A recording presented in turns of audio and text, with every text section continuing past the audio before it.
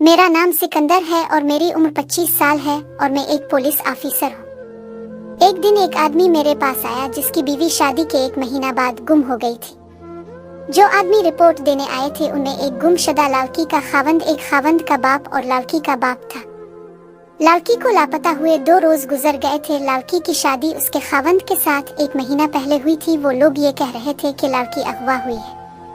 जब मैंने पूछा कि लड़की को किसने अगवा किया है तो उन्होंने कहा कि उनको ये तो मालूम नहीं, पर लड़की अगवा ही हुई है।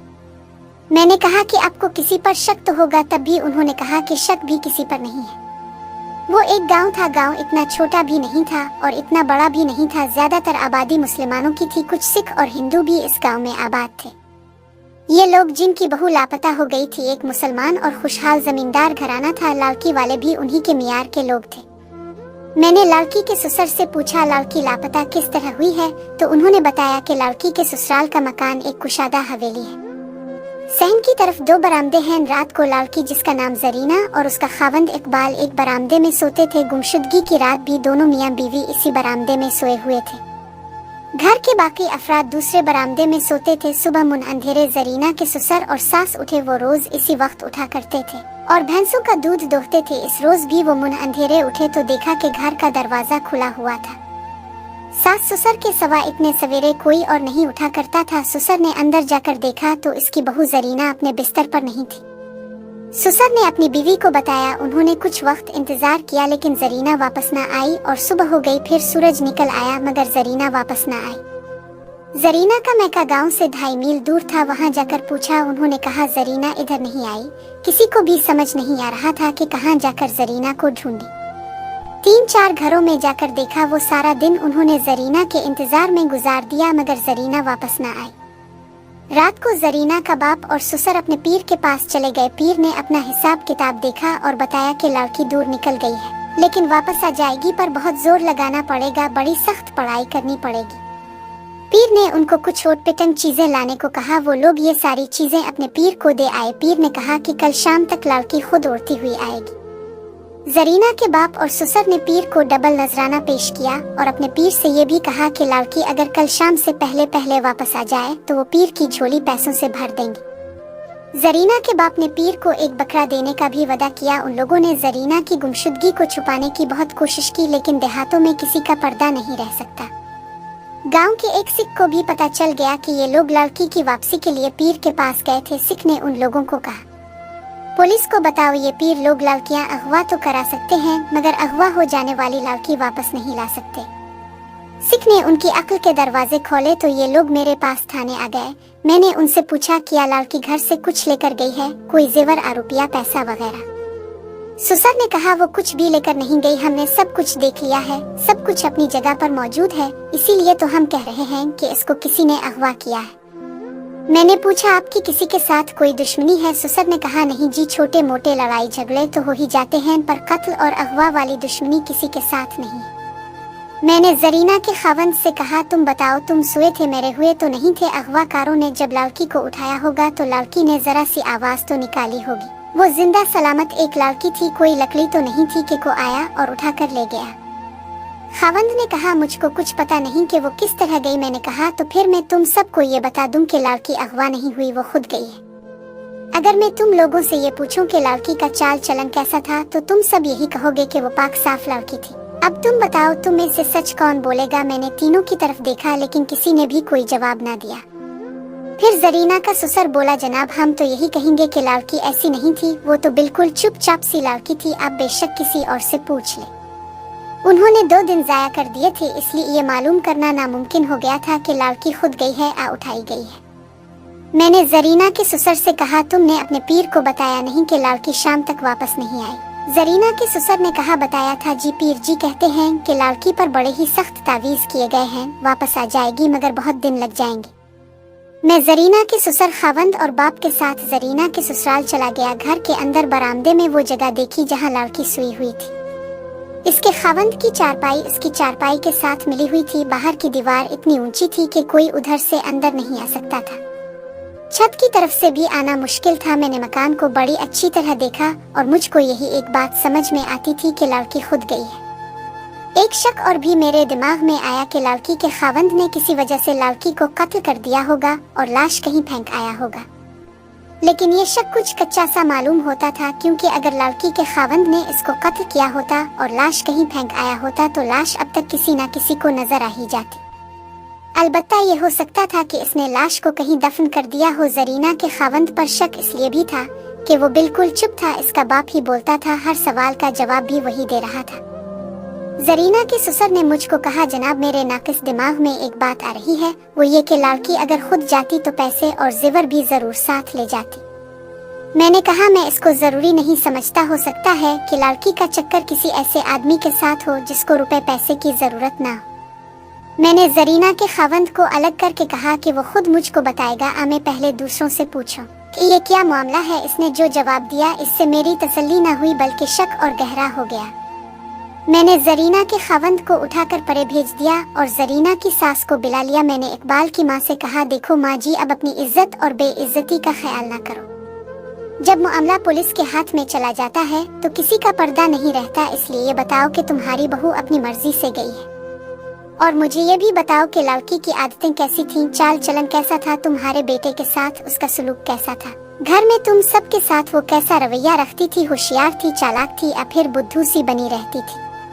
इकबाल की माँ ने कहा, हमने इस लड़की की दो खूबियाँ देखकर उसका रिश्ता लिया था, एक उसकी खूबसूरती और उसका दूसरा वस्फ ये था कि वो बिल्कुल चुप रहने वाली लड़की थी। वो अपने माँ बाप के घर में भी बहुत कम बोलती थी और नमाज रोजा बाकायदा करती थी। मैंने पूछा, क्या वो अपने माँ बाप के घर उदास उदास रहती थी या खुश रहती थी? इकबाल की माँ ने कहा, वो खुश रहती थी। मैंने कहा, और तुम्हारे घर में भी वो खुश रहती थी?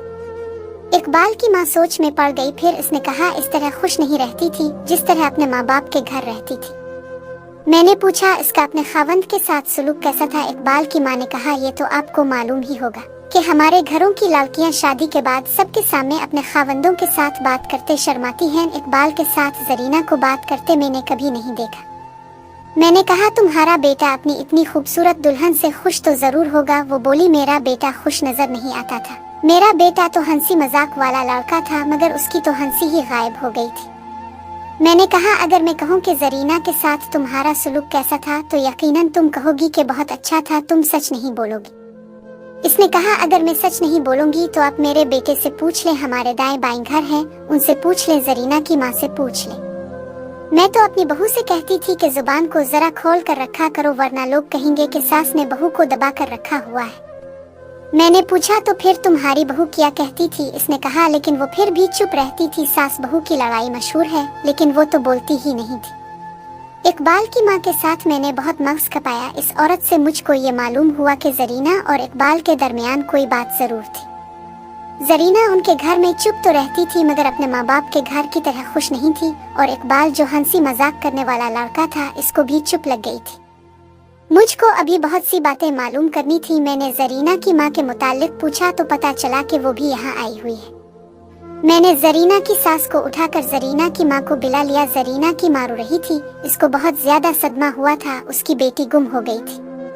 पहले मैंने इसका रोना खत्म किया और उससे कहा कि अगर तुम चाहती हो कि तुम्हारी बेटी मिल जाए तो मुझको अपनी बेटी के मुतालिक हर एक बात बताओ। सबसे पहले ये बताओ कि क्या तुम ये बता सकती हो या सोच सकती हो कि वो कहाँ गई होगी और किसके साथ गई होगी? इसने कहा, अल्लाह की कसम ले लो, मेरे सर पर कुरान पाक रख दो, मेरी बेटी किसी के साथ जाने वाली नहीं, वो तो चुपचाप अल्लाह को याद करने वाली लड़की है।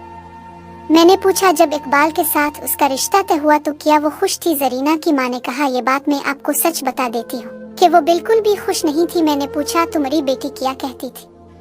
माँ ने बताया कि पहले वो कहती थी कि मेरी शादी ना करो, मैं दूसरे घर में खुश नहीं रहूंगी, लेकिन मैंने इसे समझाया कि इकबाल खूबसूरत जवान है, इकबाल के साथ वो खुश रहेगी। फिर मेरी बेटी कहने लगी कि इकबाल के साथ शादी ना करो।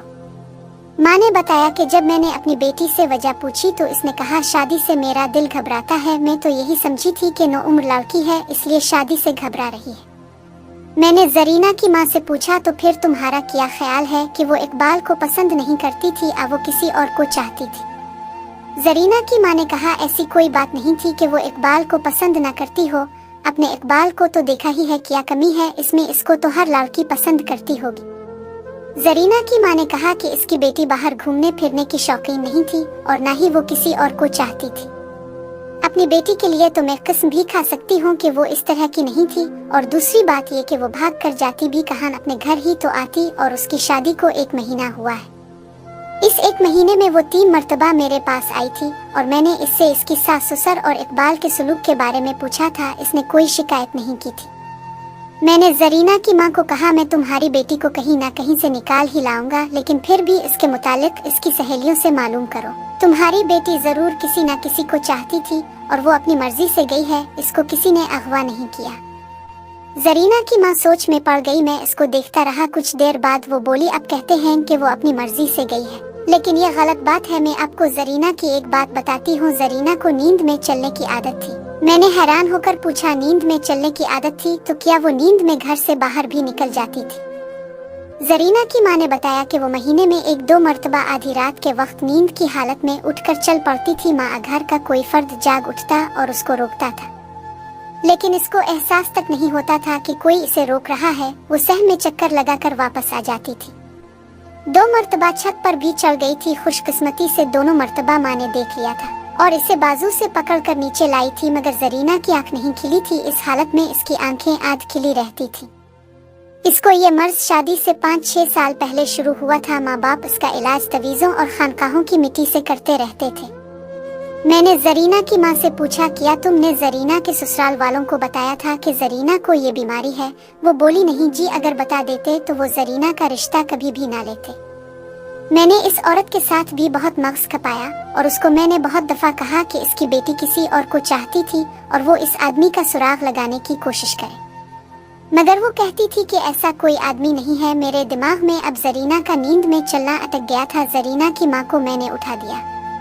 मैंने गांव के नंबरदार को बुलाया और उसको कहा कि तुम्हारे गांव की एक लड़की लापता हो गई है, इसलिए वो हमारे साथ मिलकर लड़की को ढूंढे और ये पता भी लगाए कि इस लड़की का दर पर्दा दोस्ताना किसके साथ था।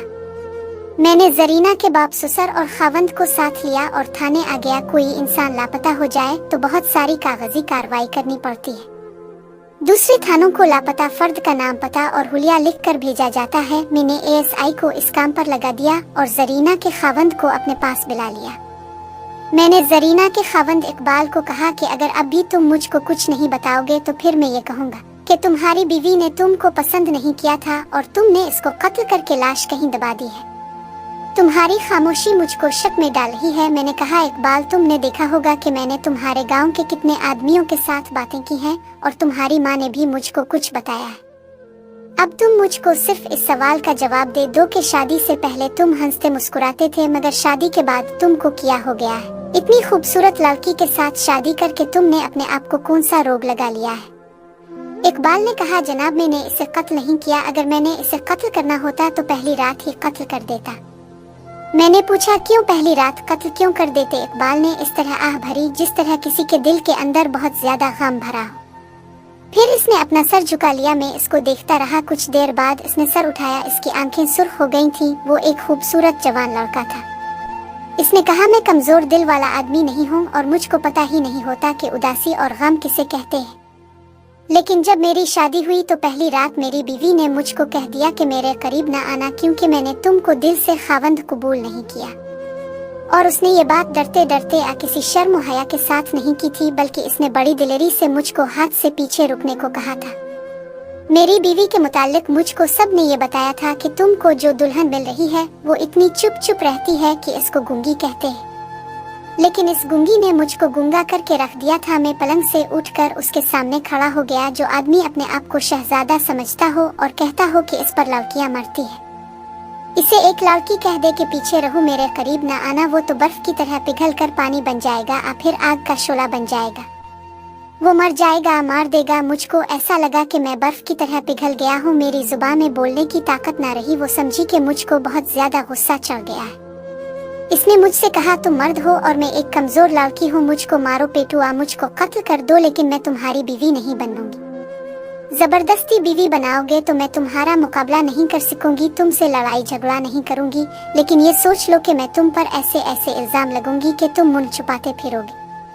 इकबाल ने कहा, मुझको ये बात मालूम थी कि औरत अगर ये मशहूर कर दे कि मेरा आदमी मेरे काबिल नहीं तो आदमी का सर झुक जाता है, वैसा ही मेरे साथ हुआ। میں نے اپنی بیوی کو بہت ساری باتیں کہیں اور اس کو سمجھایا کہ وہ نکاح کے وقت انکار کر دیتی، اب تو وہ میری بیوی بن چکی ہے۔ اس نے کہا میں تمہارے گھر سے بھاگوں گی نہیں بلکہ تمہارے گھر میں ہی رہوں گی، لیکن میاں بیوی والا تعلق نہیں رکھوں گی۔ اس نے اپنے چہرے سے گھونگھٹ اٹھا دیا تھا